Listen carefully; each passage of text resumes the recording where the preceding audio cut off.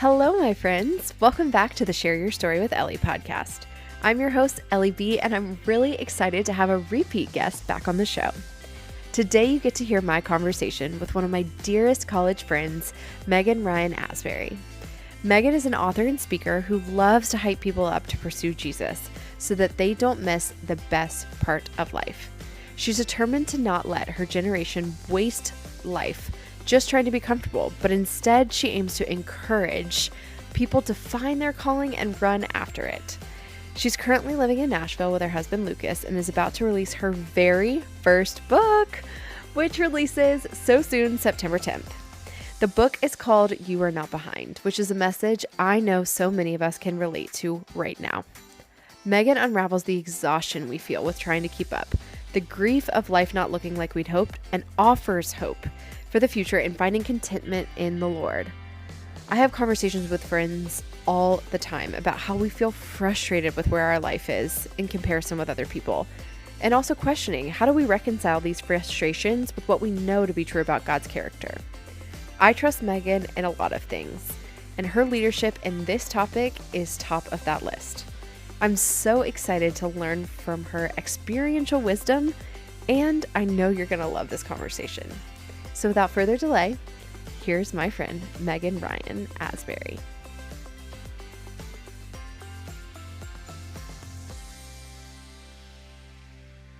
Meghan, she's back with a new last name. I know. You like hard launched, I think, my book title and my last name when we did this last time before it was official, but now it's really official. And I kind of need to apologize for that because I was like, as soon as I did it, I was like, and I think you texted me, wow, hard launch and everything. I was like, wait, did I even have the permission to do that? Oh my gosh, yes, you did. Okay, also, good. Like, I think about all the things I did before. I actually changed my last name and I'm like, well, oh well. We'll see if people find that, but... That actually, people talk about how the process of changing your license, changing your passport is not easy by any means. No, it was actually very tedious and annoying. And I had to do it all pretty quick because I moved states. So I had to switch everything to like Tennessee. Yeah. From North Carolina. And the only thing I haven't done yet is my banking, which is important, but it's the last remaining item on the switch my name list. I don't know why. That just feels scary. You have to go in person. Like, you have to go in person, and then we're trying to, like, merge bank accounts. So, like, he needs to come with me. Right. And just scheduling. I don't know. It feels like there's a lot of documentation, a lot of time. Yeah, no, that would just be overwhelming. But I didn't think about it when it comes to, like, the fact that you've established yourself as a writer, a content maker, all those things. They have your old last name on it. But you're kind of hyphenating ish. So I used to make this joke that if I published a book before I got married, I'd probably never change my name. LOL. And Lucas really snuck in, like, right at the last second. Like, the book was going to be turned in about 2 months before we got engaged. No, 2 months after we got engaged. It was getting turned in. So, like, literally, like, as I'm turning in, like, and P.S., like, new name. By the way, if we could just add an extra name.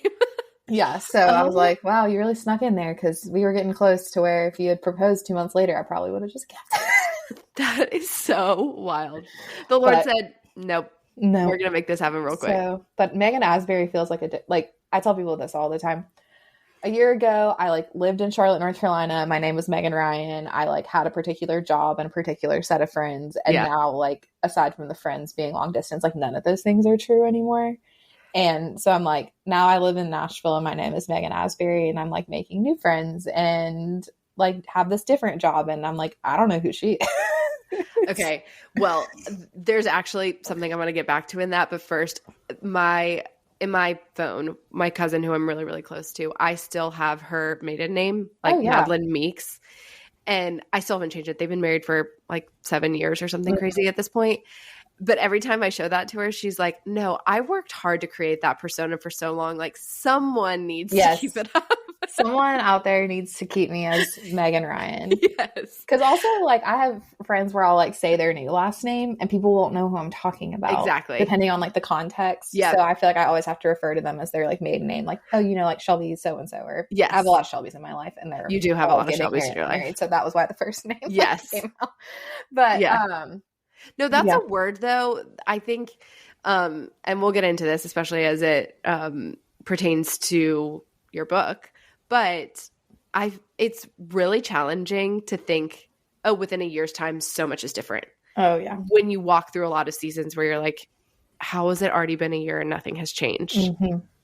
So the fact that you're even sitting on the other side of that saying this as this book is about to be released is wild. Yeah. Yeah. The last year has been not so. Yeah. Just literally not so. Okay, so yes, before we get into the book, tell us about that year, because last time we caught up, it was the fall. Mm-hmm. So you were really in the midst of wedding planning. Yes, I was planning a wedding. I don't know if I had moved yet or I was just about to. I think you had moved. Okay. Yeah. So I'd moved to Nashville, got engaged, finished the book, moved to Nashville, planning a wedding, and then we got married. And then I like transitioned out of my job that I was like kind of doing remotely and into like my own thing, like full time.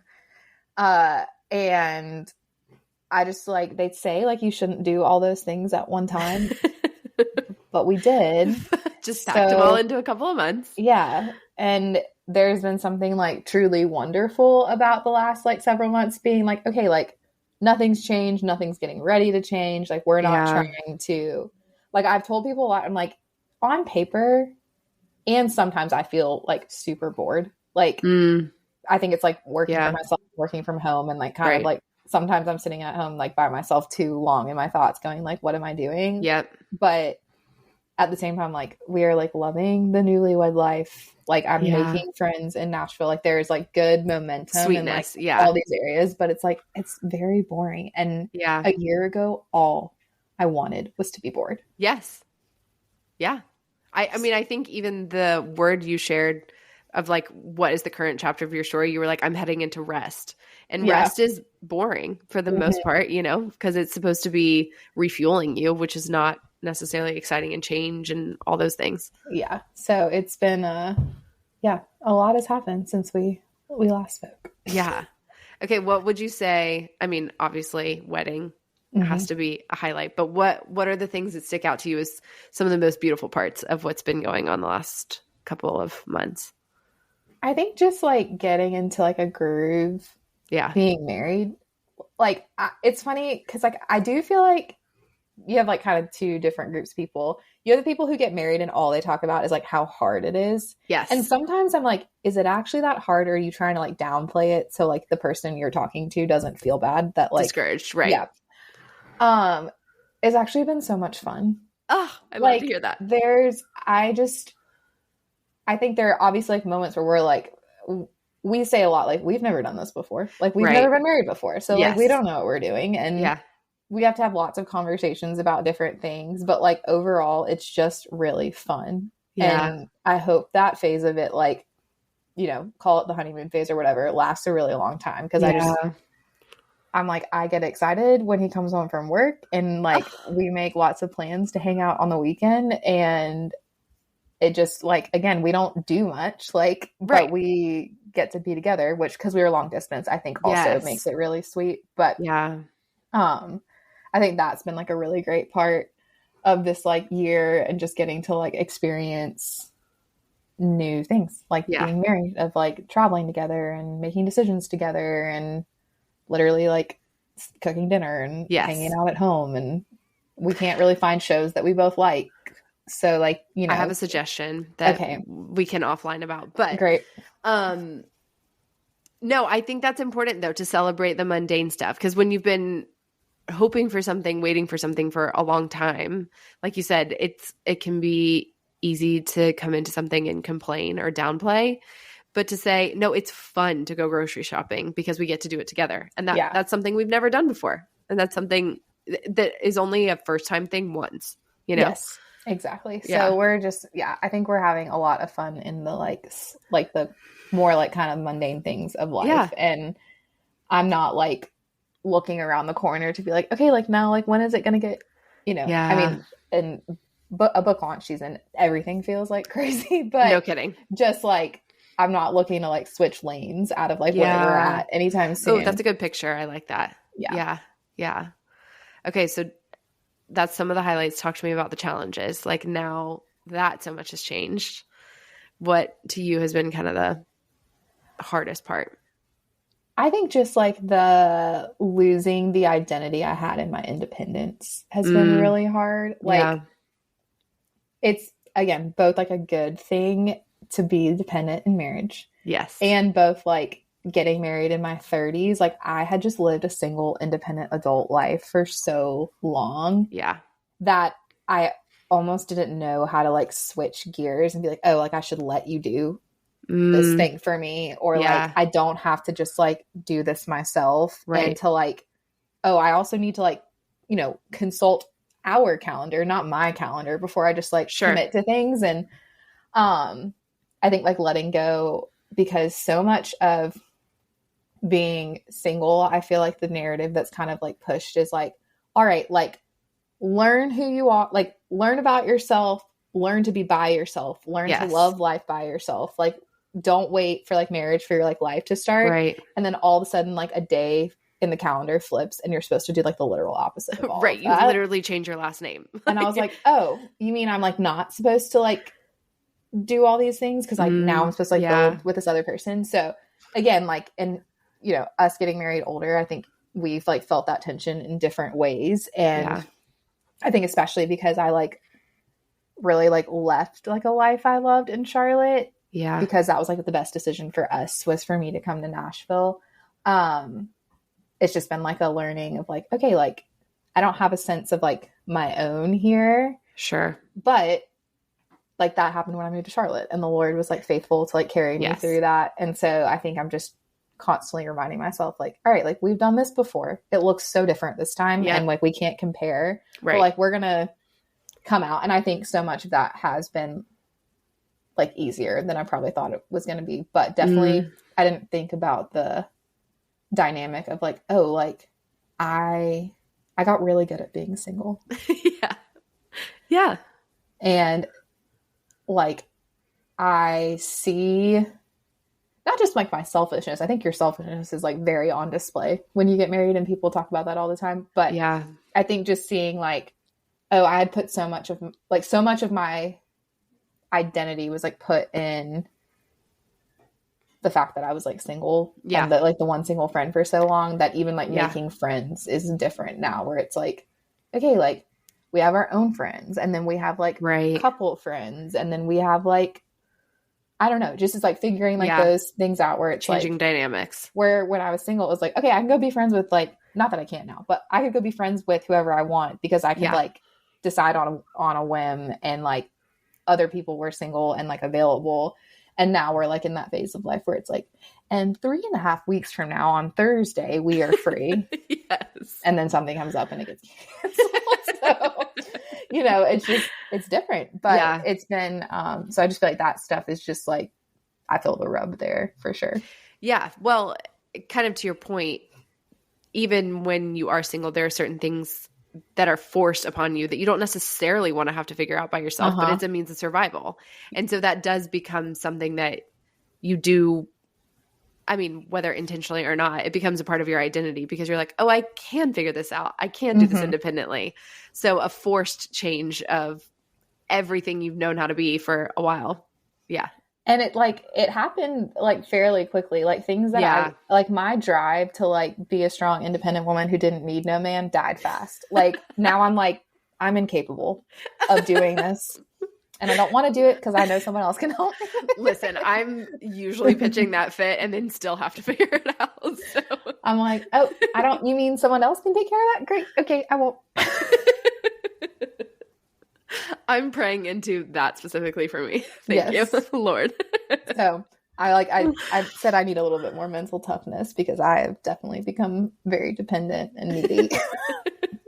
Listen, you need that though, because you have had a lot of independence and leading a lot of people for a very long time, as long as I've known you. So yes. And one day, Lord willing, when we start a family, everyone gonna be dependent on me again. So yeah, exactly. Exactly. Oh, I just love this season for you, and I love to watch it play out. But like you said, there's also so much happening in such a short amount of time. Like it feels like drinking from a fire hose in a major way. I am burnt out. in case you want Yeah. to know. If we needed a term. If we needed to describe the state of existence I'm in, it's like happily in the newlywed bubble, but also burnout. Yeah. On every other area. What do you think the Lord is doing in that? Like at the same time that he would make those things happen? I wish I knew. Yeah. If I'm going to be totally honest. Yeah. I feel like I am running on empty.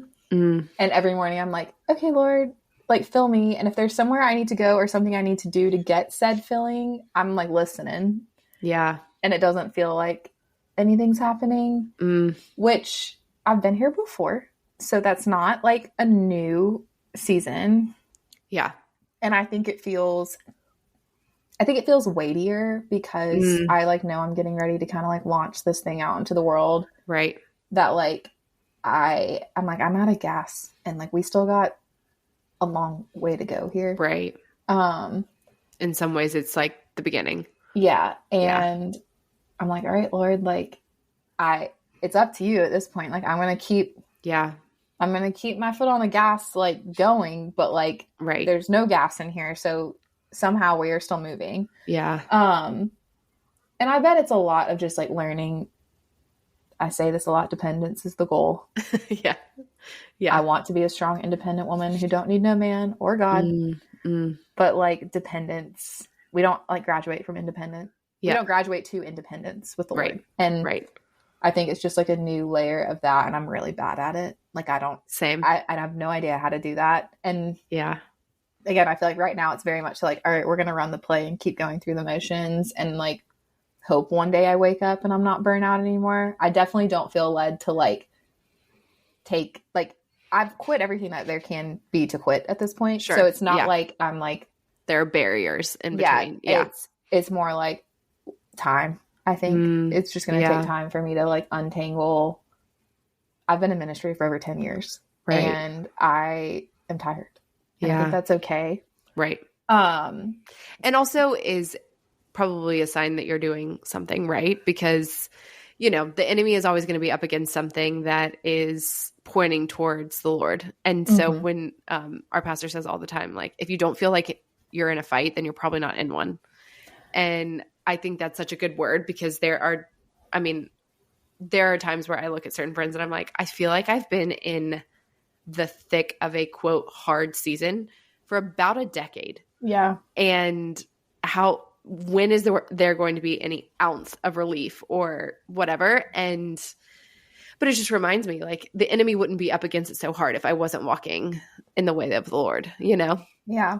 And I think, like, I was telling a friend, I was like, I just feel like I feel vulnerable that, like, the enemy could just, like, push a finger on me and I'd knock over. And I think that's why I said, like, I feel the weight of it, because I'm like, I don't feel like strong enough to like fight back. Yes. And like, maybe that's the point. Yeah. You know, like maybe it's not up to me to like do the fighting here. Like maybe I rely on the Lord to fight for me, because that's what it says in his word. Right. That is the command. Yes. Yeah. Have you read Resilient by John Eldredge? No, it has been on my list, and maybe I should, but I'm going to be totally honest. You don't have the bandwidth right now for reading. I'm a little bit on a break from Christian content right now, just because I feel like I'm in the thick of it, and I'm like, I need to breathe a little bit. That's totally fair. Well, so again, we are going to offline on the shows y'all need to be watching that I think would help. Yeah. But when that does cycle back, he really talks about, like, what are your reserves and what is the actual time you're spending with the Lord. And so when that cycles back through, I'm going to just encourage you to put that at the top of your stack. All right. I'll add it to my list. Yes. Yes. I do feel like resilience is the word I've been praying a lot. I'm like, Lord, I need perseverance. I need endurance. I need resiliency here. And I cannot muster any of those things up on my own at this given moment. So just going to keep praying that those are words that become true. And isn't it funny, in the same way that you're like, I don't know how to depend on you, but you're praying those exact things. He's like, well, that is that's all I'm asking of you. You know, that is dependence, because you know you're not capable. So you have to ask him to do it, you know? That was very true. It's only when you can see things from other people's perspective, because Lord knows I've been rowing that same boat. Yeah. And people have been telling me the same thing. I had to do this for work. So I don't know. I just said I was on a break from Christian content. So this was work related. I was listening to a podcast with Matt Chandler on it recently. And he was talking, he said two things that I've really been clinging to. And maybe this would encourage someone listening. Yes. When he talks about desert seasons and those like hard seasons, he says, I feel like those seasons of my life are the place where like my thirst becomes greater. Yes. Like when you're in a desert, you're so thirsty and it expands like the reserve of like how much you need. Yes. And it says like, blessed are the ones who hunger and thirst for righteousness, for they will be filled. Now, like it doesn't say when they will be filled, but like those seasons are required in order to like make room for whatever the next like outpouring of the Lord is. Yeah. And so I'm like, a hurricane is coming. Wait, I'm going to claim the same thing because I'm like, Lord, send me, not literally because I'm from Florida and I know what that means, but like the level of like a flood. Okay. I hope it's a word to anyone who's listening, but that honestly is a personal word to me because I'm not kidding you. I think last week or maybe the week before, I was on the phone with one of my mentors saying, I swear I feel like I am in the desert and have been, and it's still longer stretches of desert. And I know who my one life source is. I know who my one water source is, but he refuses to show up. And she was like, oh, he's there. I just think your thirst is growing that much more for him. And you want to continue to pursue getting closer to him. So that's a word for me. Yeah. I hope Matt Chandler, thank you for encouraging us all out here. Yes, we love Matt Chandler. Okay, so speaking of your book, we're less than a month from it launching into the world. Talk to college Meghan. Like, what are you saying to her right now? You had no idea. Yeah. Yeah, I had this realization about 2 weeks ago that I started writing 10 years ago. That was when I wrote a blog for sorority recruitment, and that kind of started my writing journey. I think we might have talked about that. Yeah. On here. And I didn't realize it had been 10 years. Wow. And just thinking like, one, I had no idea 10 years ago that I would ever even like head in this direction. Yeah. And maybe like 8 years ago, I thought it would happen a lot sooner than it did. And then maybe like 5 years ago, I'd given up on it ever happening. Yeah. And so, I mean, it's like one of those things where I'm going, wow, one, I can't believe it's been 10 years since I was in college. But two, like that tiny, what was actually just a very tiny step of obedience that I actually thought was like putting myself out there, and it like really freaked me out. Right. Like snowballed into this. And I've used this phrase for the last 10 years. Like I almost missed my life. And like I wouldn't have the one decision to go like all in with Jesus, and like the subsequent like small tiny steps I like had to take in those first like 2 years of doing that. Right. Like I just like not one thing about my life would have been the same for the worse, I feel like. And I just like I can't look back.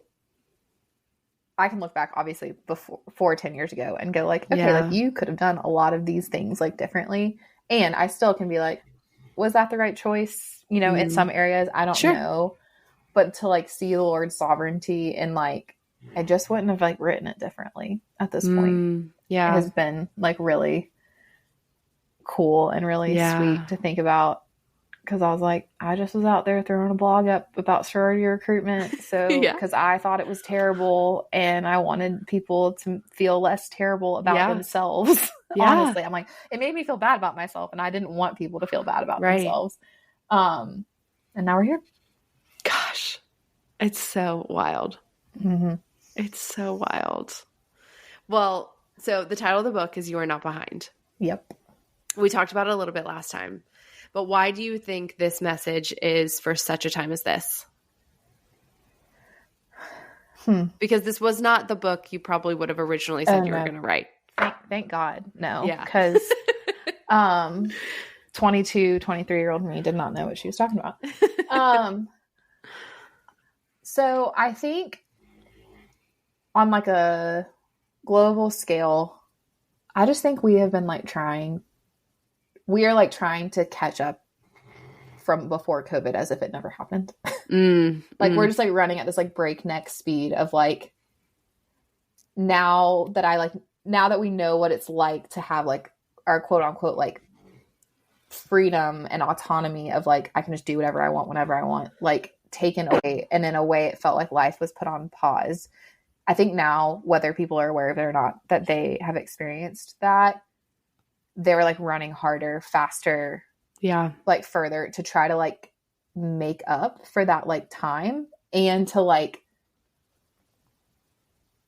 I don't know. It's like, I feel like people are like spending money like they've never had before and like looking for like things and experiences to like fill them. And I guess like now we see that on display so much more in our world than maybe we did even 5 years ago. Right. But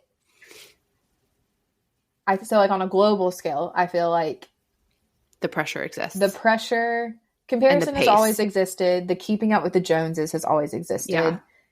That like level on social media has always existed, but I think especially post COVID, it's just like rampant. And then on like maybe like a smaller level of just like, I feel like everyone I talk to, whether they're like a Christian involved in church, or they're just like a Christian by culture, or they're not a Christian at all, like lives in this perpetual state of like, my life will start when blank happens. Like my life will start when I like finally make X amount of money, or when I finally live in this size house, or when I'm finally married, or I finally have kids, or my kids are finally at this stage, or, you know, when I finally get to this like weight that I'm like working hard to get to. I think there's just a level of striving to feel like a sense of like peace and security by like a lot of really bad like idols, like things that are just not going to measure up.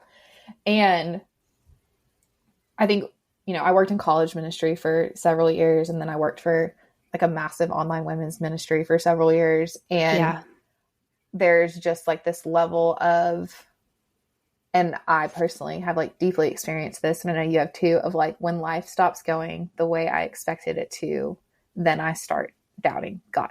Yeah. And I stop enjoying my life. Yeah. And I don't think those things need to like keep feeding into each other. Like, I don't think our like circumstances need to dictate like what we think about God. And I don't think our circumstances need to dictate like our level of contentment. Yeah. And so I set out to write this book single at 30. Yeah. Dealing with the reality of like, okay, like I didn't necessarily expect that to happen. Feeling like pretty behind in like career because I had chosen to work in ministry. And like what, you know, all the things that I had like thought like, okay, by 30, I will be like in this place in life. Like none of it had happened. Yeah. And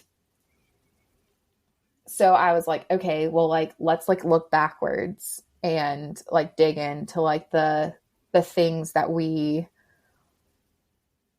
are like keeping us in this spot, the things that like from our past and things we haven't dealt with, the things that like, you know, we currently look to like be our like source of satisfaction. And then like, let's look ahead at like, all right, like how do we like take this outwardly instead of just it like being an inward thing. Yeah. And then it like played out very differently while I was writing it. Like the outline stayed the same, but like what I actually wrote was what I lived in real time. And the like confronting these like different areas that I talk about in the book of just, you know, like shame from my past, or like grieving the fact that like life didn't turn out the way I thought it would, or like trying to remain hopeful for like what was ahead. Yeah. just felt very different as I like entered a serious relationship that I was like not expecting to be in while I wrote this book. Right. And just the Lord's like, I think it was just like his kindness to be like, all right, like we're gonna like put this to the test right now. We're not gonna like rely on your like past. We will include your past experience, but we're not gonna rely on your past experience let's live it. Let's like live it now. And like, are you gonna keep hoping in me when it feels really risky and really scary? Yeah. Well, for those listening, number one, absolutely pre-order right now, because there's lots of resources that you gain from pre-ordering, including 4 podcast episodes, as well as the intro and 2 chapters of the book, which is amazing just to get your hands on. But we've talked about these concepts as friends, but also you've written about 2 that really stand out to me. First is this dangling carrot type of theology. Because I struggle with it too. So first I want to dig into that, because you talk about in, I think it's the 2nd chapter, of feeling like God would dangle a carrot in front of you, or something that looked like all the things you were desiring, that felt like they fell in line with what God would want for you. And then they would just be ripped out from under you. Yeah. And then rebuilding your faith. So I would love for you to talk through just maybe an experience or just untangling kind of that. I think the area this like played out the most for me, was in the area of like dating, where I felt like I was kind of like moving along pretty content with my singleness and like enjoying where I was at. And really, like, I don't just say that, like, it was like I want to be married one day, but like, we're good right now.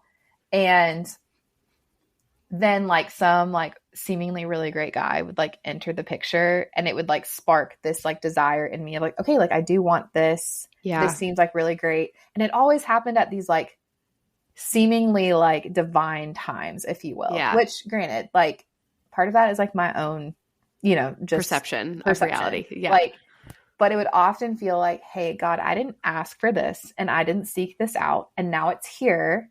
And then it like goes away. Like just when I let myself get like a little bit excited, it like gets snatched away. And it just like felt like God was kind of like, all right, I'm going to like dangle the carrot. Yeah. Now, granted, like nothing in scripture and about God's character says that that's what he does, but that is like really what it felt like. And I felt like my friend Victoria gave me like a great analogy for this once, and I reference it in the book, of like, if you've ever like been a runner or a walker or whatever, and sometimes you kind of like roll your ankle a little bit and it doesn't like hurt. And you kind of just like keep going because you're like, okay, like, whoops, like I lost my balance. I'm going to like keep going. But eventually you roll your ankle enough times that like, all right, we got to like rehab this thing. Like you're injured now. And like, you can't keep like running along like you are. And probably like 4 or 5 months before Lucas and I started dating, this had like happened with a guy I was going on dates with, where it was like, oh my gosh, he is it on a stick and checks every box I didn't even know I had. And I like, out of like the clear blue sky, he was just like, yeah, no, like I've like prayed about it and I just like don't see us like going forward. And there was like no explanation, nothing. And I was like, okay, what? Yeah.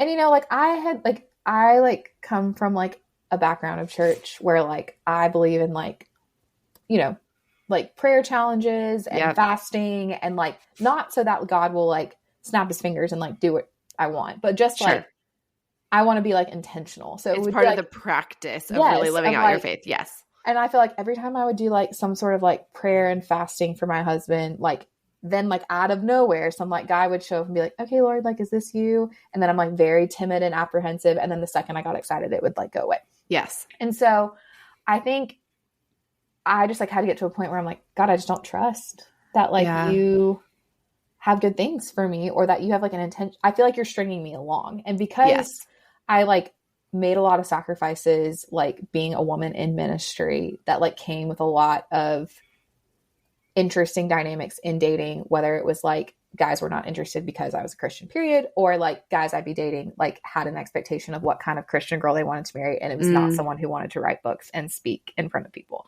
Yeah. And I was like, all right, like I feel like you're stringing me along because you just don't want me to quit.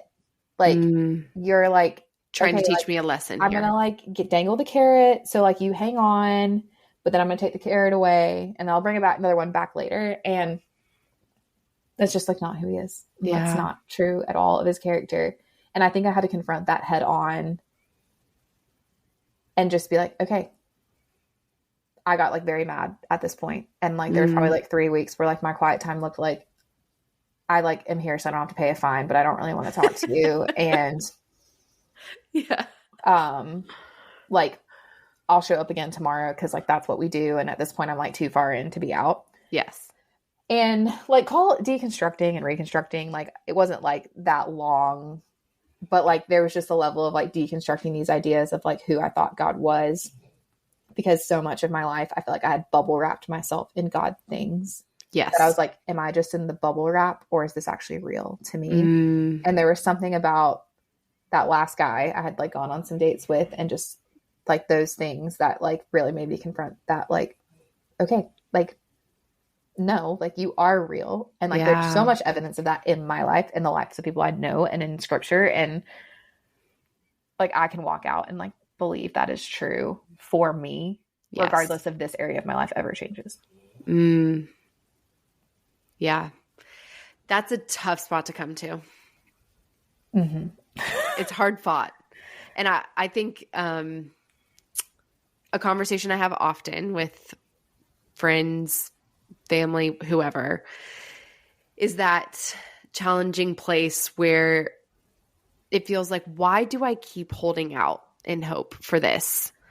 Even if it's a really good thing, even if it is a God ordained thing, you know, like Genesis 2 says, like, it's not good for man to be alone. And we hold on to that because we're like, God, you created marriage. You want this for me. So why is it not happening? And will it not happen for me? But getting to that place of complete surrender and belief, which is really faith, like believe in the things unseen. Yeah. And I think it's like, whether we are willing to admit this or not, all things aside, like we hope anyway. And I can like act like I don't hope. Like I can act like I can like trick God or others into thinking like, yeah, like I don't actually really want that thing.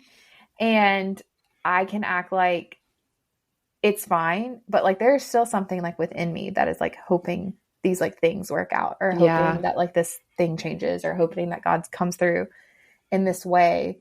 And I think when we are like met with disappointment, because we're all going to be met with disappointment in like some way, shape, or form. Yes. Like that's where it's like, okay, do I still hope that like above it all, like I can hope in the Lord that he's going to like come and redeem all things. Yeah. Yeah. Well, that's the second topic that I love so much, is you talk about manipulating your hope. Oh yeah. I'm the queen, the queen of this. Okay. Well, then I might be a co-heir with you. Yeah. So manipulating my hope. So I had like come to this point, this was like right around the time I actually started like sitting down to write the book, where I was like brainstorming with some friends. And really what I think we do, and this also comes down to like our misunderstanding of what contentment is there, like I'm hopeful. Like when Lucas and I were dating, I was hopeful, you know, that we would get married. And what I then try to do is like, okay, well, if I want something too bad, like God's not going to give it to me. And if I like am visibly wanting something and it doesn't work out, I'm going to be embarrassed, because I'll be like, oh, like then I have to like circle back and tell everybody. And that feels like embarrassing. And then it's also like, man, like you should have known better. Like it's really naive to like be hopeful for something to work out. And so what I would do is I would just like pretend and like try to manipulate the fact like, okay, I don't want this like that bad. Like it's fine. Like either way, if it like doesn't work out, And like, this was at the beginning. There like came a point where like, we are at the point of no return. If this doesn't work out, I'll be devastated. But Yeah. I like, and this is just an example of like all areas of life where it's like, I carefully try to like convince everybody that like I am content. And like, I'm like, yeah, I hope, like, I like trust God, like he's going to like work all things out, even if it doesn't work out how the way I want it to. And then I just like negate being honest about how I actually feel. And then I like rob myself from the joy of being excited about something. Yes. And it's like, wouldn't you rather feel the excitement of looking forward to something, even if it like doesn't work out? Right. Like, it not working out doesn't change like how you were excited about it. Like, it doesn't, you don't go back in time and it's like, okay, like that excitement is stolen. Like that excitement still existed.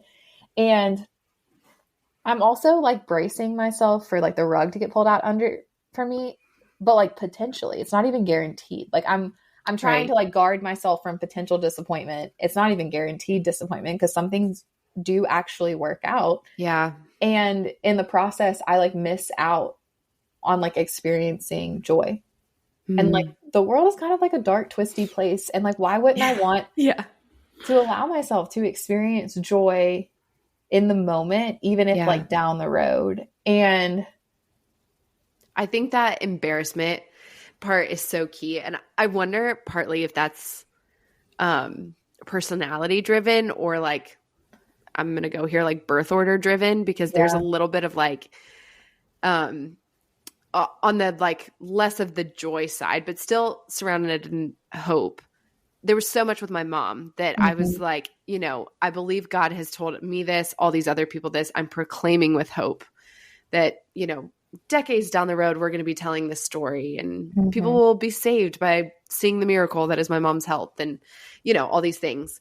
And there was an embarrassment factor afterwards that was like, okay, but I did hope, but I did believe exactly what you say when you say you're the healer. I did believe that you were going to provide. I did believe that there would be resurrection here. And some of that, like, I forget who it was, if someone told me directly or if I heard somewhere, like, do you think God has a PR problem? Like that you have to protect God from what people are going to think about his decision-making, because it's not really about you and whether or not you feel embarrassed by what he's done, you know? And in the midst of that, if you're so worried about protecting what other people think of the situation, you're not actually experiencing it with me. And I think that the same is true of excitement in things. Like if I'm so worried about how it looks to other people, either how God looks to other people or how I look to people in a situation, I'm not actually walking with God. I'm not putting him at the center of showing me what it is to be excited about or hopeful for or have joy in or even despair in, but that it robs me of the opportunity of being that present with him. Yeah. And what I would like tell myself is like, I will no longer let like tomorrow's potential sadness steal from today's joy. That's and good. I need to tell myself that like today for different reasons, because, you know, I'm over here trying to like manage my like expectations about things that I have like coming up and like, all right, like, are they going to be like what I thought they were going to be? Yeah. And it's like, no, I don't have to steal the potential sadness I might feel a month from now if this like book flops, and from like the joy of like right now, I wrote a book, you know? Yes. Like I can enjoy that. Yeah. And like, maybe I'll be like disappointed in a month by like how like, you know, some things go. Maybe I will be in a better headspace about what my standard of success is. Or maybe you'll be celebrating because it's hitting a bestseller list. Because like the Lord did something miraculous. Right. And it's settling into that, like, no, like hope is like worth the risk. Yeah. And it's not embarrassing to be hopeful. Yeah. Yeah. As I was kind of preparing and looking back over your chapters and whatnot, it reminded me of that scripture in Romans. I have it here because Lord knows, as much as I would love to say it from memory, your girl's not there at the moment. But Romans 8, 8:23 through 25. Not only so, but we ourselves who have the first fruits of the Spirit groan inwardly as we wait eagerly for adoption to sonship, the redemption of our bodies. For in this hope we were saved. But hope that is seen is no hope at all. Who hopes for what they already have? But if we hope for what we do not yet have, we wait for it patiently. Mm-hmm. And you said in kind of one of your podcast episodes, hope is in our hearts because eternity is ahead. Yeah. Like hope is hardwired in us by God. Yeah. Because like, this is not it. Yeah. Bottom line. Right. Like we can be like hopeful about what's ahead because it's not this. Yeah. And that is something that we're not going to like lose when we like feel hopeless. Yeah. Because that's like sealed. If we're in Christ. I'm looking up a verse because I don't want to misquote where it is. But yeah. Another verse I think a lot about is Romans 5:3. Yep. Through 5, where it says, and hope does not put us to shame because God's love has been poured out into our hearts through the Holy Spirit who's been given to us. And that just idea of like, we are not put to shame by hope in the Lord. Yeah. We are hope is put to shame when we put it in the wrong things. Yes. But like when we put it like in Christ, we're not put to shame. Yeah. You said hope is worth the risk. Mm-hmm. Talk to someone who's in the middle of like, but I don't want to keep hoping right now. Why is it worth it to keep going? I think back to that, like stealing sadness from tomorrow and like missing out on joy today.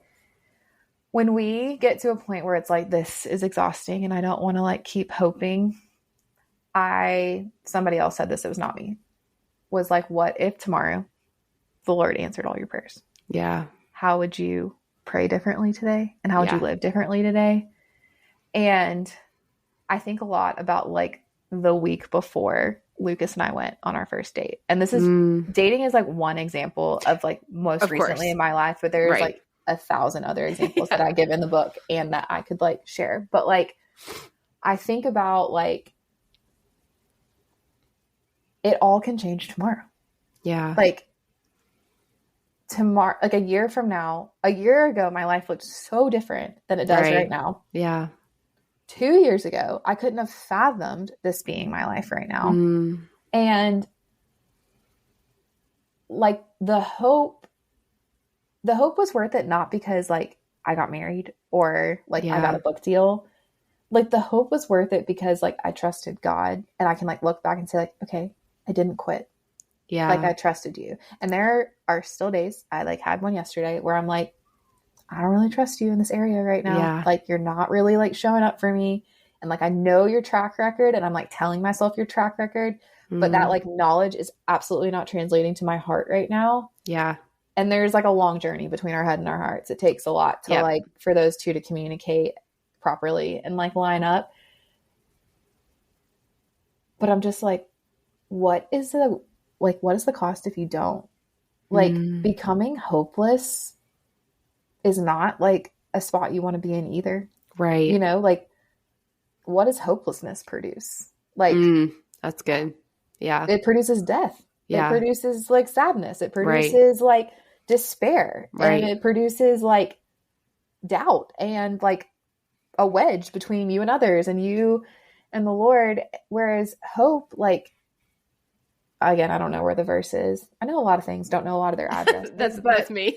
That is so me. But like when it talks about like, you know, like the kind of like steps to like perseverance produces this and hope produces Romans 12. Perseverance produces character and character. Or is that? I think that's right Hebrews. Before what I just read. Is it not? Oh, yeah, it might be. It might be Romans 5. Me flipping my Bible. Yes, it is. Yeah, it's Romans literally 5. right before. It's literally right before. So sorry, I didn't have my Bible open. I was Googling on my phone, so I didn't make noise. But like, yes. So like, when we are like in a spot of like, this is like really hard to keep hoping. When we are like in suffering, Like, Yeah. just back up in Romans 5 a little bit. Yeah. And it's like, our suffering produces perseverance, and perseverance produces character, and character produces hope, and hope does not put us to shame. Yeah. And it's like, when you get to that point where you're like, okay, suffering, check. Like, perseverance, check. Character, like, depending on the day, check. Like, that, like, last step to, like, keep hoping is, like, that's the result of, like, that is the beauty of, like, what comes from the waiting. That's the beauty of what comes from suffering, is that, like, we have, like, hope that, like, the Lord is going to, like, make all things new. Yes. The end. Yes. And getting to that point of hope, I think, is so key because, like you mentioned, it's easy for us to talk about singleness, marriage, whatever, that's most prevalent, but it's in so many things, like whether or not you finally want to be able to get into a house, that you have enough room for you and your kids, that you are finally out of debt. You are finally getting into school, whatever that there looks like. Exactly what you talked about. We're all like, my life will be better when. And the hope is not in those things. The hope is in the fact that the Lord is the one who will make all things new. Yeah. And will finally and truly satisfy what it is we're longing for. And I also think when we get to that point where it's like, I don't want to keep hoping, that's usually a telltale sign we are hoping in the wrong things. And I, like, that does not make me feel good. That does not make me feel better. Right. But to be like, I'm tired of hoping that, like, I will finally make it in whatever this area is, or I'll finally arrive, or I'll finally be caught up, or I'll finally be ahead. When my, like, hope is in, like, that, like, yeah, I'm going to get tired of hoping because, like, again, that thing's going to get here and then a new thing will arise. Like, the line always moves. Just when you feel like, all right, like, I finally reached that win spot. Like, the next win will be, like, right around the corner, and you'll be, like, on to the next. But when we, like, can get to that point where, like, but no, like, our hope is, like, in the Lord, that's, like, why it's worth the risk. Yeah. Yeah. And I think that doesn't mean that the Lord calls you, because I think one of the struggles has been like, okay, so does he not want me to desire anything then? Like, does he only, and that feels very like, so do I have to lose all personality and essentially become a Christian version of a monk who's just like, my hope is only in you, and that's all I care about? We'll have a whole entire chapter about this because it's not what contentment is. Yes, exactly. We can, like, still desire, like, things and, like, be content. Like, contentment is, like, acknowledging that, like, I desire something, but the Lord is still enough. Yes. And it's, like, being honest about that. And desire and contentment are not, like, mutually exclusive things. Just because you want something doesn't mean you're not content. Yeah. Like, we are always going to want something because, once again, if I didn't already say it 5 times, this is not it. Like, this world is not our home. This life is, like, fleeting and temporary. And to say that, like, contentment is not wanting anything would be, like, to discount a lot of scripture. Like, and a lot of what God says. Like, our, like, souls are, like, longing inwardly, like, for, like, the coming of Christ. Like, we have that, like, built into us, that, like, hope of, like, what is coming. And so we can't say that. Like, yes, do I think separate chapter, we can talk a lot about idolatry and the fact that, like, we can turn our desires into demands from God, and we can discern our desires in something that dictates what we think his character is. And that's, like, not somewhere we want to stay. Right. But it also doesn't mean, like, if you're there, like, you're never going to get the thing you want. So you can manipulate your contentment as much as you manipulate your hope. Oof. I can't wait to get my hands on your book. So soon. It's so soon. Yeah, no, I think that's really important. And so much of what your book really is untangling the lies that we believe about who God is in the midst of who I believed God was too. Right. Like, exactly. While comparing ourselves to everyone else. Because do you think this issue is, I totally agree with you. I think COVID exaggerated the pace, and these issues have definitely been prevalent in society forever. Keeping up with the Joneses is a real thing. But I think our access to tools that allow us to readily compare makes this, because even I'm going to keep plugging them until people freaking pre-order. But your mini podcast, Meghan had her husband Lucas on.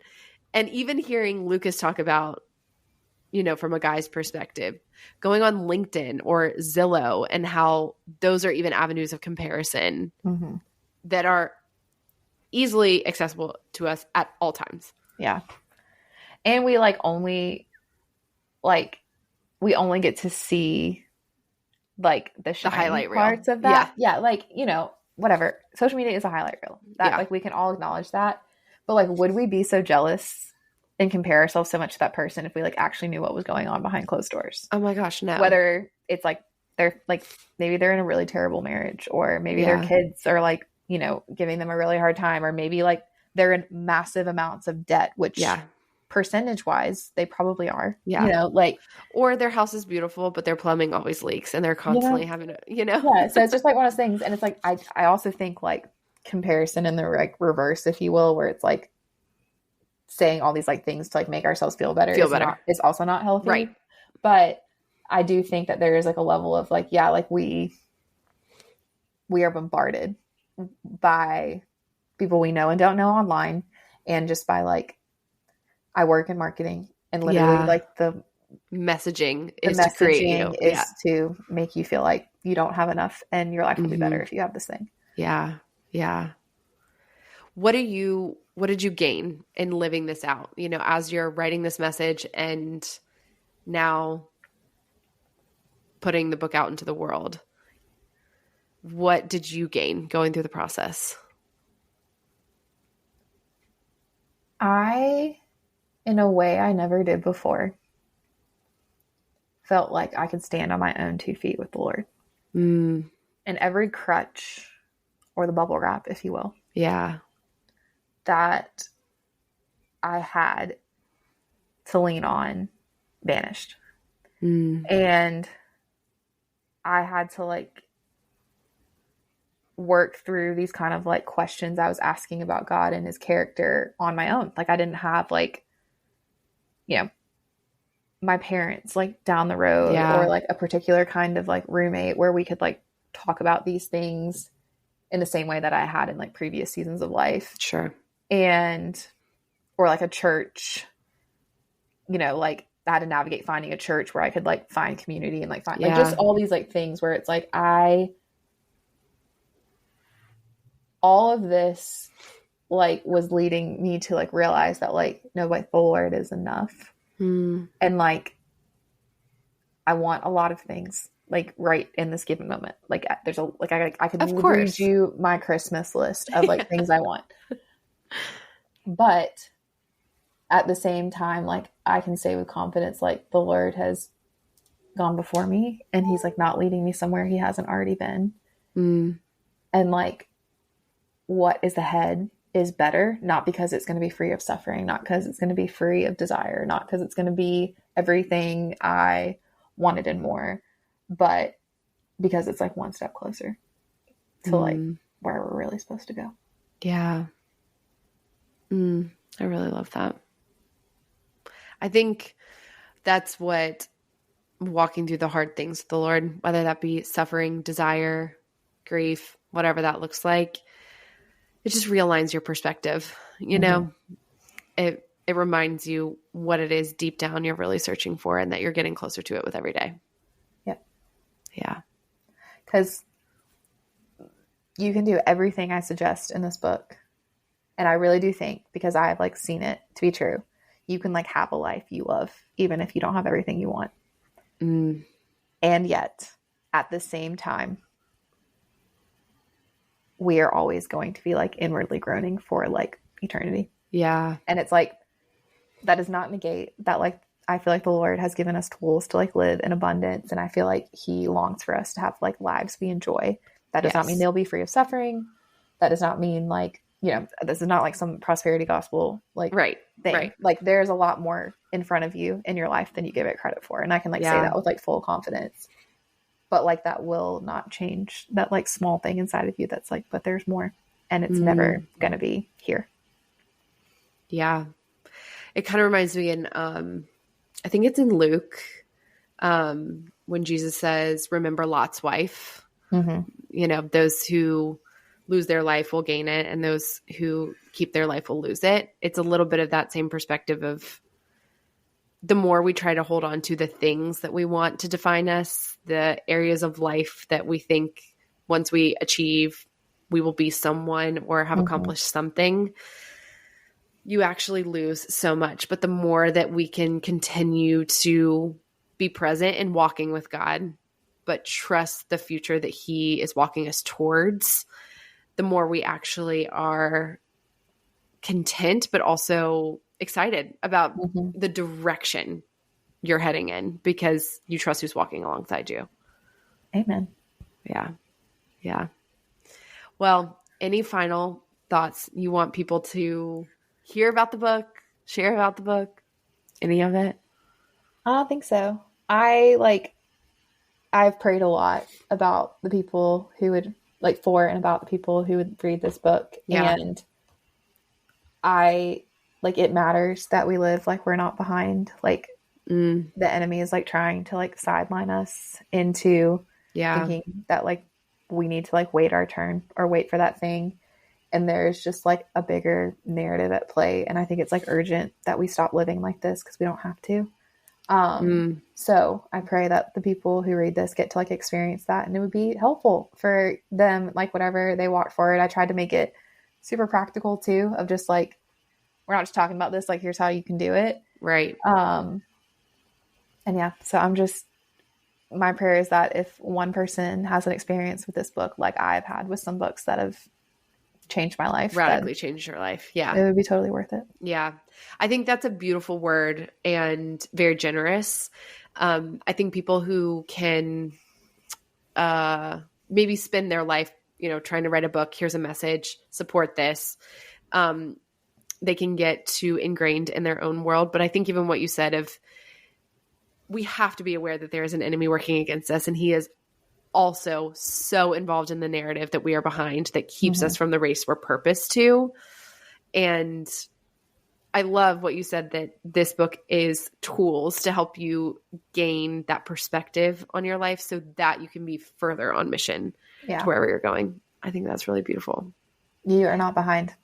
And I want people to believe me when I say that. Amen. Well, I'm going to read it over and over again and keep listening to your podcast over and over again and share it with everyone I know. Because I know we are all struggling with it. We are. You're the best. I can't wait. Well, I'm going to tell people still that they can still pre-order before it releases on September 10th. Get all those resources. Pre-orders matter. And once you read it and love it, because you will, to leave reviews and share it and send it to friends and all the above, because it's a great resource. I know it. And I know it's hard fought. Thanks. And very hard prayed for. Well, the final question I always ask, what is the one word you would choose to describe the current chapter of your story? Perseverance. It is the word I am praying every morning. And I think, I have been a runner in and out a lot of my life. And just that perseverance to keep going. Yeah. And it's not going to be up to me.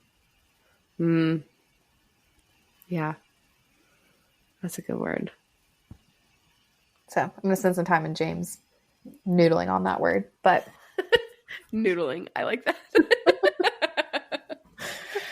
I'm going to take that into my vernacular. I'm going to noodle on this word for a little. Yes.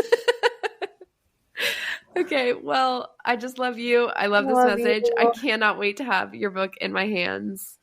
And I can't wait for so many other people too. You're the best, Elle. I'm thankful for you and just the way you steward this space. Oh, I love you so much. Love you.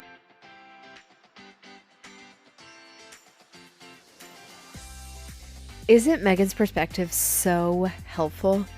Gosh, we used to dream of these days in college, writing books and using our lives to speak about the faithfulness of God, and it is just incredible to be in this moment. I don't know what area of your life you feel like you're behind in, but I know this message is so important and will be so valuable to you. I love that Megan's motivation is not just to make you feel good about yourself or even your life, but it's about loving right where you are so you can be more wholeheartedly on mission for what God has called you to do. As we talked about, there's so many amazing perks to pre-ordering You Are Not Behind. You'll receive the introduction and the first 2 chapters, as well as 4 pre-order only podcast episodes that are so insightful and so helpful. So please go to the link in the show notes to pre-order your copy and follow Meghan on social. She offers so much wisdom, but also practical application through her content. Let me know what stood out to you when listening to this episode. You can leave your comments on Instagram or on Spotify in the Q&A box right after you finish the episode. I'd also love for you to share this episode with a friend to tell them that they are not alone in the fight for contentment and joy in the Lord. This is such an important message, and I cannot wait to dive into this book. I'd honestly love to read it alongside you, so if you end up ordering it, DM me, text me, and I would love to do a mini book club about what we're really learning from Meghan's words. Thanks so much for tuning in today. I know your time is valuable, and I'm so thankful you spent it with me. I can't wait to see you back here on Thursday.